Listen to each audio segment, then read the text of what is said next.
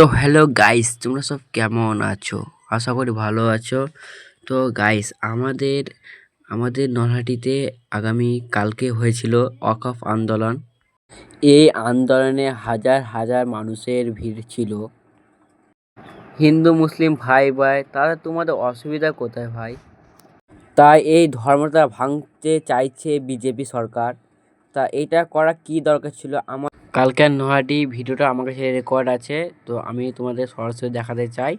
তো গাইস, এই ব্লগের মধ্যে তোমরা ওয়াচ করো, সম্পূর্ণ দেখো আর বেশি বেশি শেয়ার করো।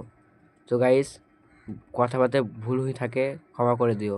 আর হ্যাঁ গাই, আর একটা কথা ছিল, এইসব ভিডিও পেতে আমার চ্যানেলকে সাবস্ক্রাইব করে রাখো। আমরা বড়ই দুর্ভাগা যে আজকে এই রোদে দাঁড়িয়ে আমাদেরকে এমন একটা দিন দেখতে হচ্ছে যেখানে মুসলিমদের বিরুদ্ধে একের পর এক কালো আইন এনে চলেছে আমাদের কেন্দ্র সরকার।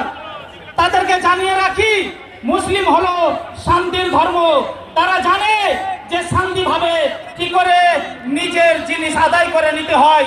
আমরা সেই জাতি যারা 72 জন 22,000-এর বিরুদ্ধে লড়ে নিজের জিনিস অর্জন করেছিলাম। আমরা সেই জাতি। আজ আমরা ওয়াকফ নিয়ে আসি।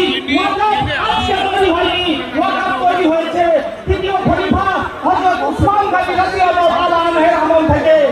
এই ওয়াকফ তিনি বাহারের রুমা নামে একটা রুমা তৈরি করেছিলেন। আমি জানিয়ে রাখি যে কেন্দ্র সরকার আজ আমাদের ওয়াকফ ফিরিয়ে মাথা খারাপ করছে। সম্পত্তি আমরা দখল করে নিব। তোমরা বাধ্য হবে আমাদের এই আইনকে প্রত্যাহার করতে। আমাদের প্রত্যেকের রিকোয়েস্ট, সবাই সুন্দরভাবে বসে পড়ুন। অনেক বক্তব্য আছে শোনার জন্য, শুনবেন আপনারা।